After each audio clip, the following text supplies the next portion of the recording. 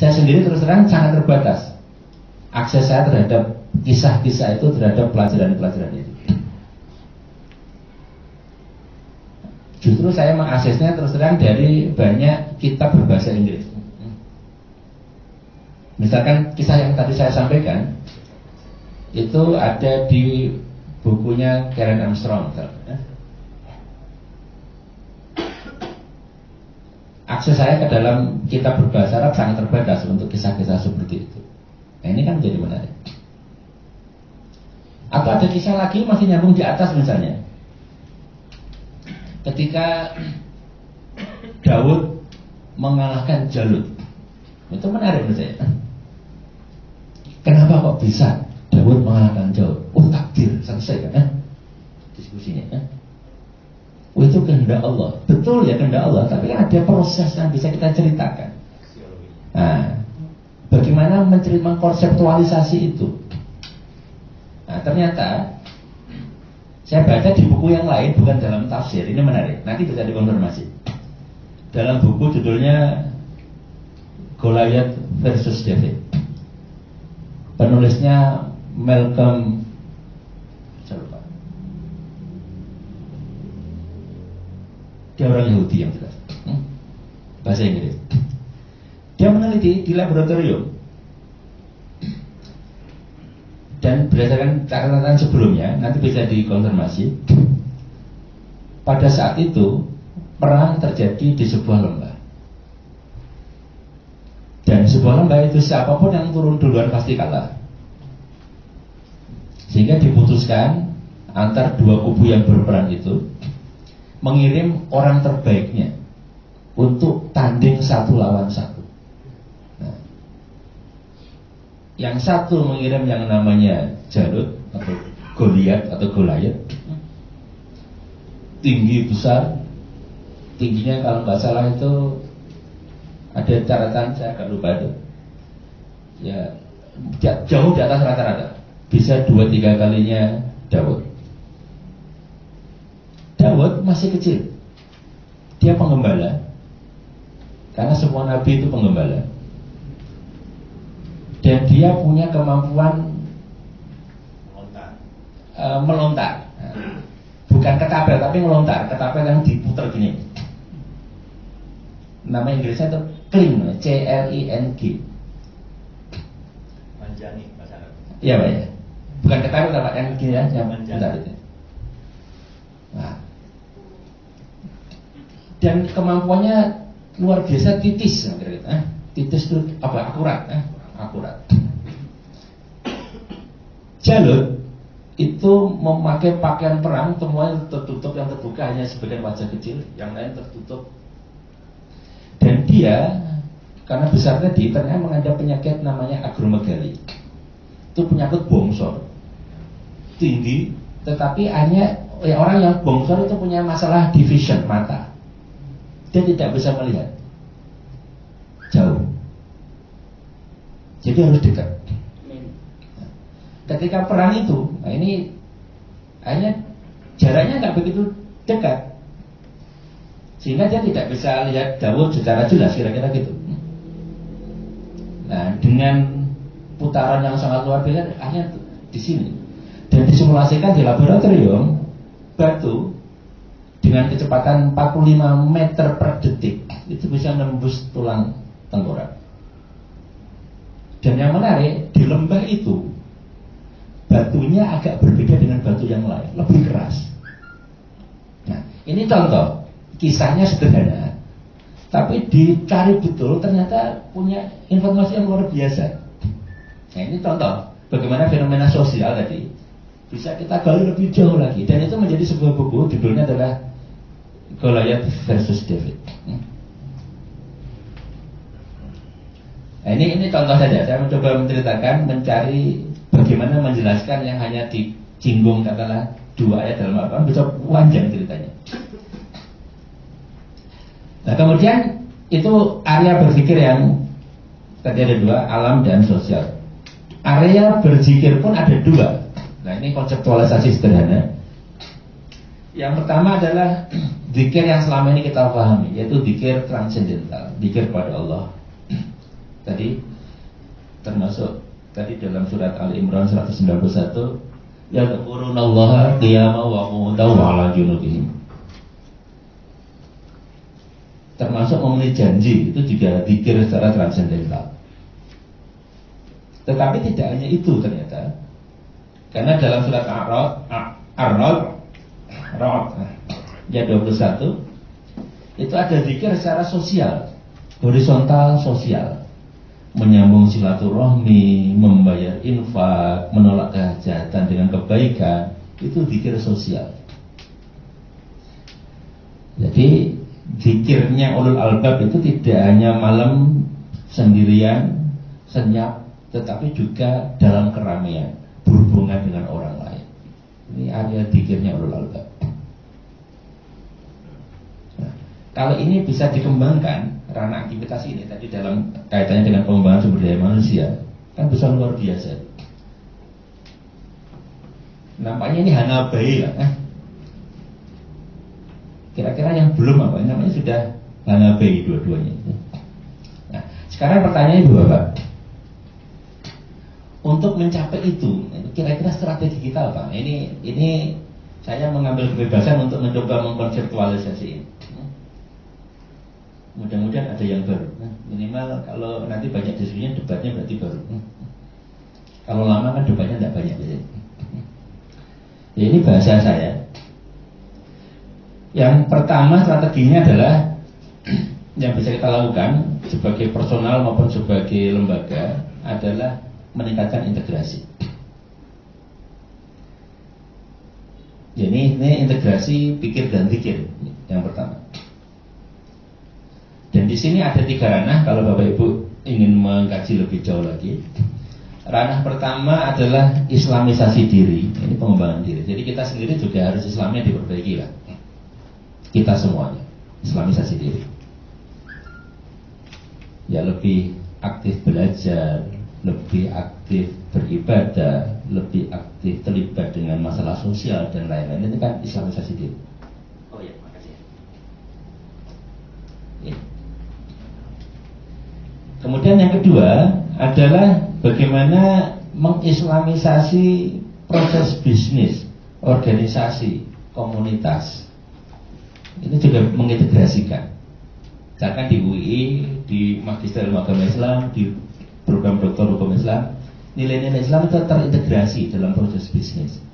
Atau pengambilan keputusan itu didasarkan pada prinsip-prinsip Islam misalnya. Ini kan menjadi menarik. Saya tanggal berapa sekarang? 18. Tanggal 2 Mei saya di demo mahasiswa sampai maghrib. Demo mahasiswa sampai maghrib. Waktu habis apa itu ya? Saya habis mimpin sidang doktor di ekonomi, nggak mau bubar, harus nunggu saya datangnya. Saya dikritik salah satunya adalah meninggalkan nilai-nilai yang diajarkan oleh para pendiri.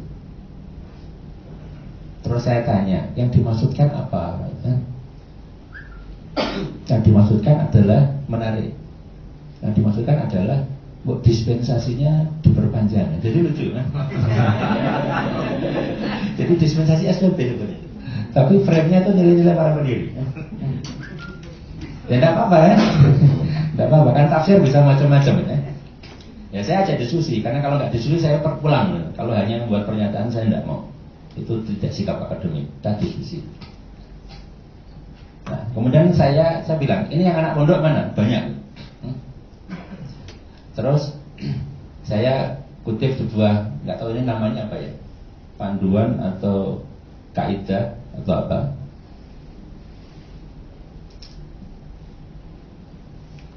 Al-haqqu bila nizam, kan gitu ya. Saya kelubuhu, ya, saya kelubuhul al-batilu bila nizam. Itu kan sebetulnya menarik ya. Jadi nilai yang baik, niat yang baik itu kalau sporadik tidak dikelola, itu akan sangat rentan untuk dikalahkan oleh nilai-nilai yang jahat yang dikelola dengan baik ya. Jadi manajemen modern menjadi penting di situ. Saya bilang seperti itu. Kayak Sayyidina Ali. Sehingga kalau misalkan nanti mahasiswa membayar SPP semaunya, ini bubar ya belum. Tapi kalau ini dianggap harus membantu yang miskin, oh iya. Uang setiap tahun kita ngasih beasiswa ke 2.500 orang, 10%, nilainya sampai 7 miliar. Tapi kan kita tidak bisa menilai, oh Anda tuh pelit, kenapa pelit? Karena nggak pernah ngasih saya, kan nggak bisa seperti itu. Ya. Ukurannya kan diri sendiri, ya. Oh pelit karena nggak pernah ngasih saya. Dia itu pikir karena nggak pernah bantu masjid saya, kan? Yang dibantu masjid yang lain, ya. Yang dikasih orang yang lebih memang. Jadi bukan yang demo tadi. Karena yang demo saya lihat handphonenya lebih baik daripada handphone saya. Handphone Anda lebih baik daripada handphone saya, ya. Sepatu Anda lebih mahal dibanding sepatu saya, ya. Diam semua. Ya. Nah, artinya ini kan contoh kan bagaimana mengintegrasikan tadi dengan tadi perkataan Imam Ali. Nah, kita bisa belajar banyak dari sana. Jadi niat baik itu tidak cukup, perlu dibangun manajemen modern. Nah, kira-kira gitu. Sehingga kalau ini modern nanti bisa kita maju lah bareng-bareng lah. Kira-kira seperti itu. Itu contoh saja.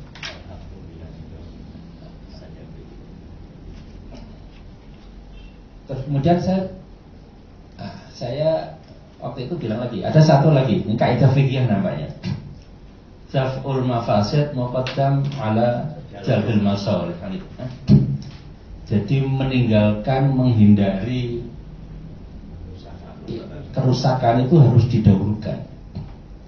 Saya bilang, saya bisa menolong satu orang mahasiswa yang terlambat, tapi saya membuat repot belasan orang. Kenapa? Karena kalau ini terlambat, ini harus menghubungi, ini harus buka sistem, di sini tidak konsisten, nanti laporan bolong dan lain-lain. Itu hanya menolong satu orang. Nah, itu kan daf'ul mafasid muqaddam ala jalbil masalih. Ala jalbil masalih. Nah, ini kan contoh bagaimana mengintegrasikan dalam pengambilan keputusan kira-kira gitu.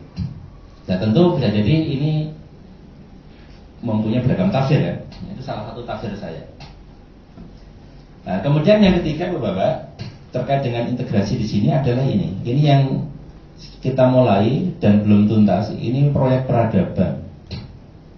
Integrasi nilai-nilai Islam dan disiplin ilmu. Ini proyek peradaban. Tahun 70-an ketika Ismail Al-Faruqi memulai Islamisasi pengetahuan, itu banyak yang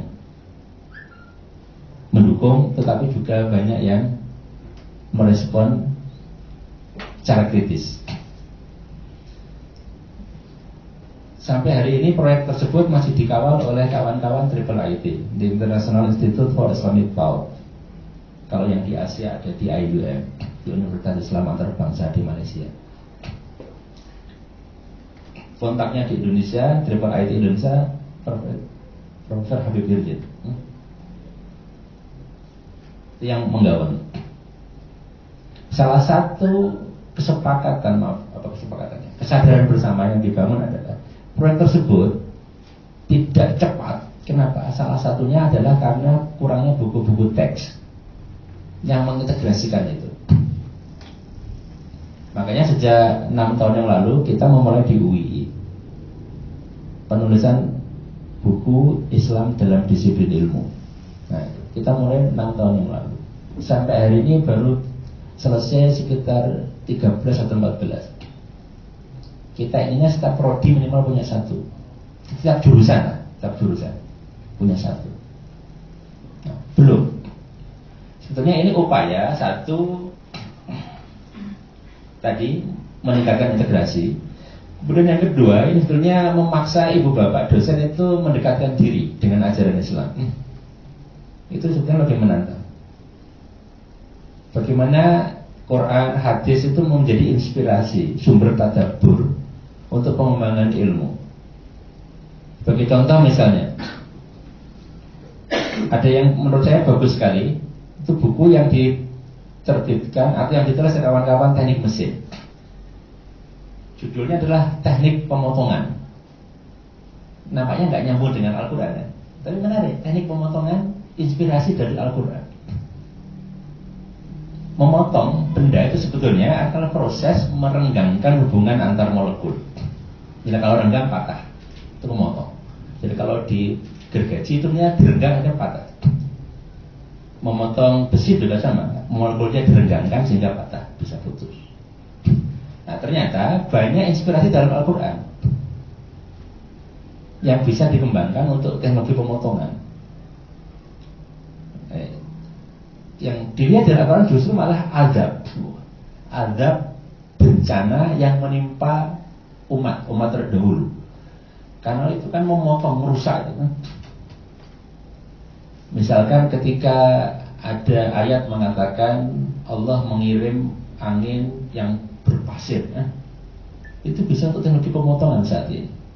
Jadi dengan udara yang dikasih pasir kecil, mikro, bisa memotong besi pun sekarang bisa dengan air untuk memotong besi bisa sekarang. Nah, jadi itu yang coba dijadikan inspirasi. Kan menarik sekali itu. Nah, yang dikembangkan adalah sebuah frame awal yang ini nanti bisa kita perdebatkan. Kalau yang nulis itu Pak Dr. Ristiono. Diskusi sama saya panjang itu. Jadi beliau membuat semacam frame di depan. Jadi ayat al-manfa'ah al-asliyah, kira-kira gitu, manfaat asli. Kemudian ada manfaat ziyadah, tambahan. Inti sama yang tambahan. Yang tambahan ini tadi salah satunya menjadikan inspirasi tadi. Kalau salah, yang salah bukan Qur'annya yang menafsirkannya, kira-kira kan gitu. Biar yang inti tidak terganggu. Nah itu menjadi menarik. Karena ayat Quran dulu mungkin tafsir yang ada tidak sampai ke sana, tapi ternyata bisa menjadi inspirasi. Nah, itu kan contoh. Kenapa? Karena dalam diskusi integrasi ilmu dan Islam di buku-buku yang ada, itu biasanya integrasinya ke ilmu-ilmu sosial, humaniora, dan pendidikan. Ilmu-ilmu teknik, ilmu-ilmu alam masih sangat jarang. Nah ini tantangan. Tantangannya adalah Bapak mengembangkan metodologinya. Menantang ini, mengembangkan metodologi integrasi. Terserah saya punya mimpi lah di UI. Nggak tahu kapan, mudah-mudahan sih dalam 2-3 tahun ada semacam buku kecil lah, metode integrasi ilmu agama dan Islam, metode integrasi Islam dan disiplin. Kalau itu ada madhab UI menjadi menarik menurut saya.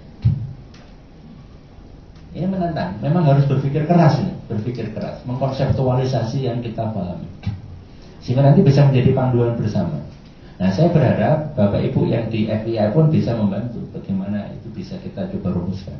Tidak berpikir yang rumit-rumit, kalau bisa dalam gambar gini menarik. Nanti yang diingat kan gambar ini, bukan teks ini. Nah ini ada 3, Islamisasi diri, integrasi dalam proses bisnis, dan juga integrasi Islam dalam disiplin. Itu strategi pertama, meningkatkan integrasi. Yang ini saja ini proyek seumur hidup lah, ini, ya, peradaban. Ini saya sampai meninggal pun namanya belum selesai. Harus dikawal bersama. Cuma ada tantangan. Tantangannya apa Bapak? Yang tahu ilmu subjek expertnya, tahu biologi, tahu kimia, tahu teknik, itu nggak ngerti agama. Kira-kira gitu kan? Ekstrimnya, kan? Yang tahu agama nggak ngertinya, itu kan perlu komunikasi itu. Itu yang mahal di situ itu, komunikasi itu. Sehingga dulu kan nampaknya pernah ada, saya lupa, udah bertahun-tahun yang lalu ada ide untuk pelajaran agama dulu dihilangkan saja karena diintegrasikan. Kan? Menarik kan idenya? Waktu itu nampaknya idenya disampaikan, saya lupa menyampaikan kepada Pak Lutfi ya. Waktu itu Pak Lutfi jawabnya gini, nggak apa-apa nanti aja. Kalau semua dosen UI bahasa Arabnya, ilmu agamanya sudah seperti dosen Al-Azhar. Itu kan sulit itu. Sehingga nampaknya yang paling mungkin di UI adalah tadi kerja bareng. Yang tahu agama sama yang tahu ilmunya bisa diskusi, ini yang menarik. Karena yang tahu ilmunya, agamanya ya teks-teks lama, teks-teks apa ya, warisan peradaban Islam kan jarang dikuasai ya. Dan itu berat juga saya yakin. Nah, tapi kalau itu bisa menjadi menarik.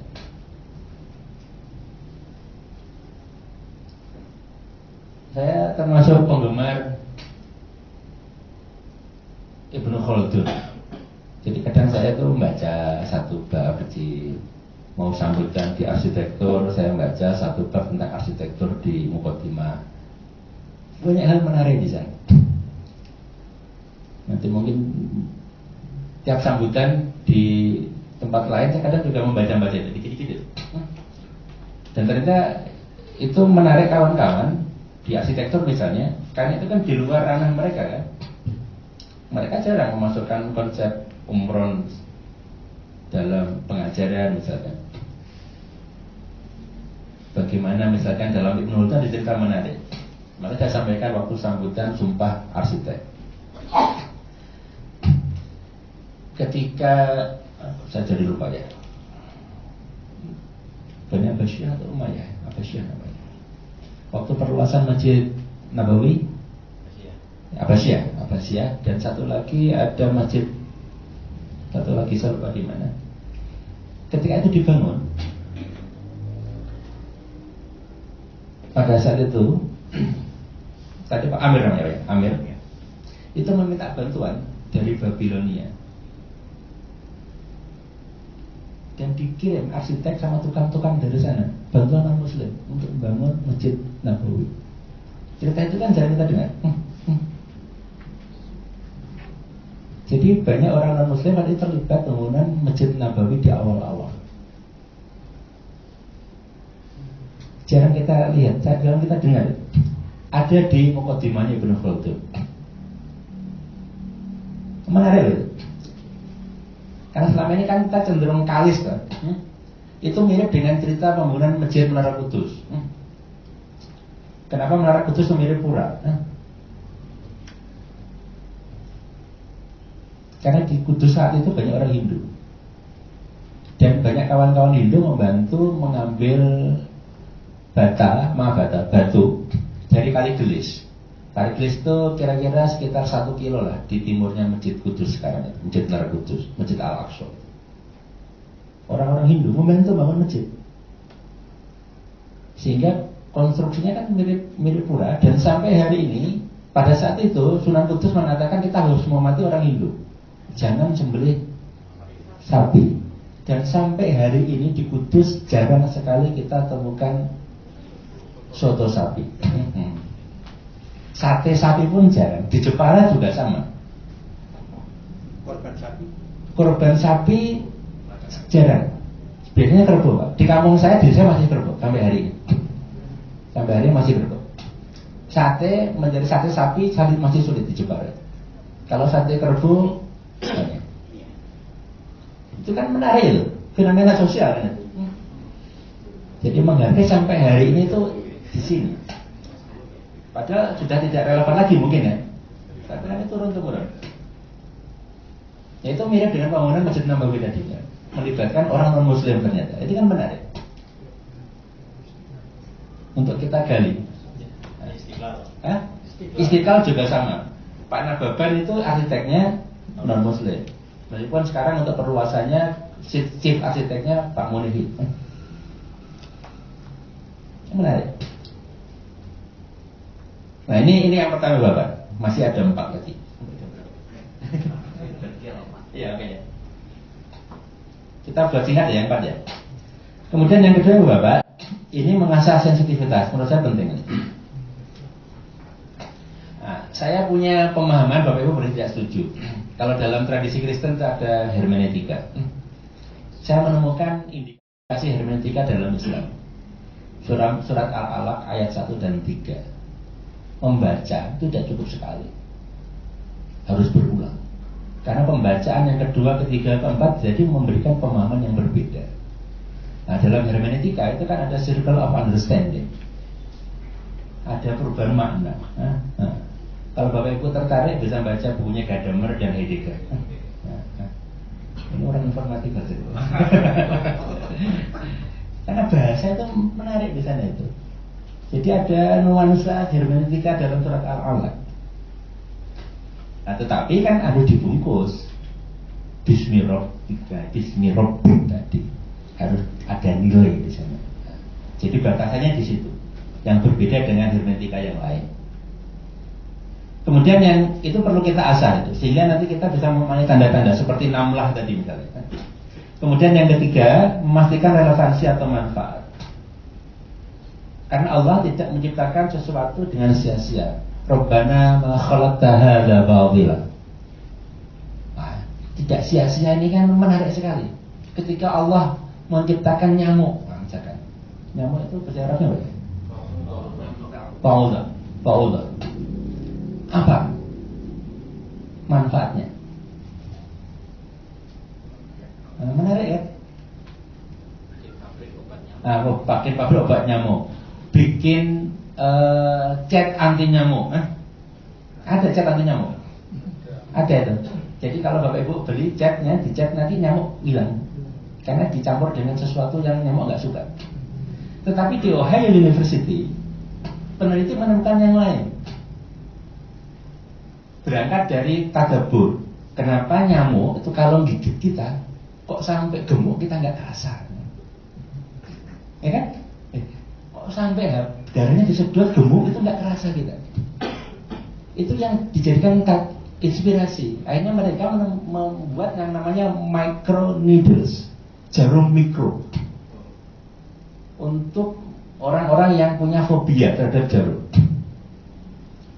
Nah, ternyata mengapa kok suntikan nyamuk tidak kerasa? Karena ada banyak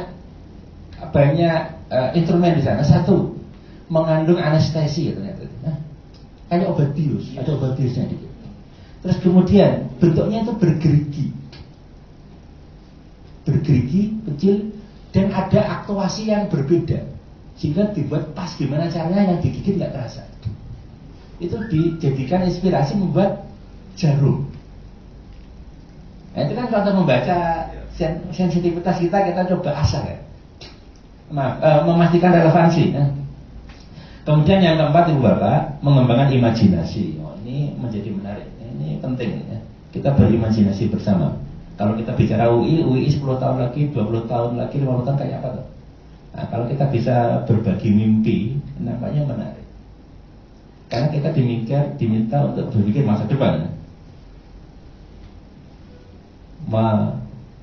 Makodamat lewat apa yang kamu sudah lakukan untuk yang hari esok tuh. Wang tandur makodamat lewat.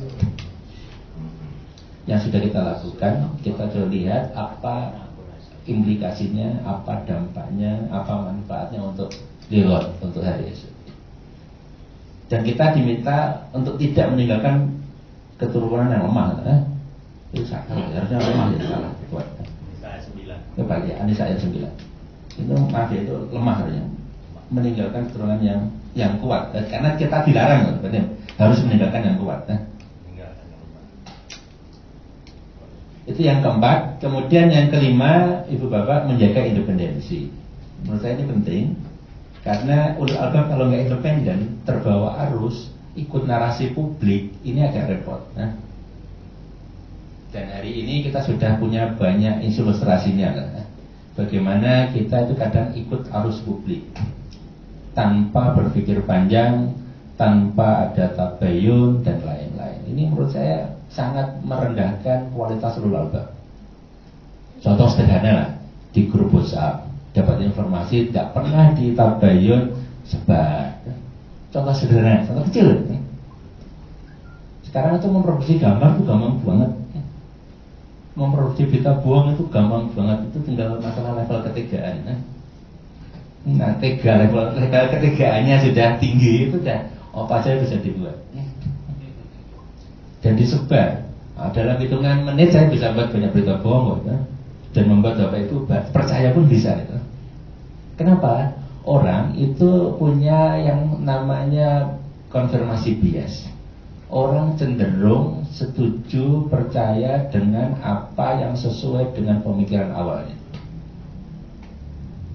Kalau saya bilang daun itu hijau, kalau informasi bilang daun itu biru, orang nggak percaya. Madura percaya. Nah, karena orang Madura itu daun itu biru daun, ada biru lampu ada. Jadi lampu bangjo di Madura tidak ada. Adanya Bang Bir. Abang dan biru. Birunya biru daun. Kenapa? Itu yang dimanfaatkan. Jadi Bapak Ibu itu akan sangat senang kalau dapat informasi yang langsung cocok dengan nilai awal. Dan cenderung menolak yang tidak sesuai, meskipun itu benar. Itu post-truth. Udah opini lebih menjadi dewa kira-kira gitu, menjadi komandan, menjadi panglima dibandingkan fakta. Dan itu bisa mudah direkayasa. Itulah yang terjadi ketika misalkan di Amerika 2016 Donald Trump menang juga di situ. Nah, karena memainkan emosi publik dan orang itu seringkali tidak pernah berpikir panjang. Sehingga ketika saya ditanya seseorang, Pak Fakul gimana? Saya tidak percaya siapapun sekarang. Harus saya cek dulu, cek sendiri. Bahkan ayat Al-Quran pun kadang harus saya cek dulu. Jangan-jangan diubah, karena ubah mudah sekali sekarang. Di screenshot diubah dikit, sebar hadis banyak sekali yang diubah. Harus cek, dan Bapak Ibu bisa cek di banyak sumber kira-kira betul enggak? Kalau betul saya cek ya baru saya percaya. Agak sulit percaya ya sekarang ini. Karena apa? Sering ditipu. Fatabayyanu. Kenapa? Jangan sampai kita menjalankan sesuatu orang lain punya dampaknya kita nggak sadar. Kan kira-kira gitu kan? Kalau Al-Hujurat itu. Kira-kira itu Bapak yang saya sampaikan mudah-mudahan bisa membuka diskusi. Mohon koreksi kalau ada yang salah. Ya, mohon saya sampaikan kepada Mas. Jadi. Ya, terima kasih Pak Pato. Saya sering ngikutin ceramahnya beliau, selalu menarik. Nah, saya tadi melihat gejala audiens, konsisten tertarik terus karena mungkin perspektifnya berbeda.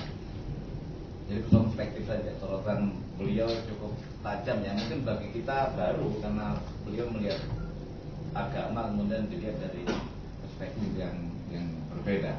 Jadi kalau dikatakan bahwa ini perlu ada kolaborasi antara ilmu agama dan sains, beliau dua-duanya kayaknya miliki. Enggak juga.